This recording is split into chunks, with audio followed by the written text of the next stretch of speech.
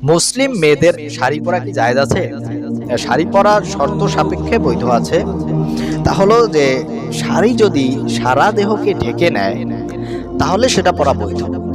তবে এমন শাড়ি পরা বৈধ নয় যাতে পেট ও পিঠ দেখা যায়, অথবা পাতলা শাড়ি, এমন পাতলা শাড়ি যাতে শরীরের গরম টের পাওয়া যায়। শুধু শাড়ি নয়, বরং পাতলা ও চিপা চাপা বোরখাও কিন্তু পরা না যায়, যেটাও পরা যাবে না। অর্থাৎ যে পোশাকে নারী দেহের সৌন্দর্য প্রকাশ পাবে সেই পোশাকই মূলত হারাম। আল্লাহ রাসূল সাল্লাল্লাহু আলাইহি ওয়াসাল্লাম বলেছেন যে দুই শ্রেণীর মানুষ হবে জাহান্নামী, যাদেরকে আমি এখনো দেখিনি।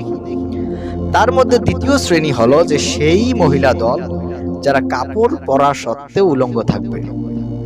এখানে উলঙ্গ থাকা অর্থাৎ লজ্জাস্থান দেখা যাবে এমনটা নয়, বরং এখানে উদ্দেশ্য হলো যে পাতলা কাপড় পরিহিতা বা পেট পিঠ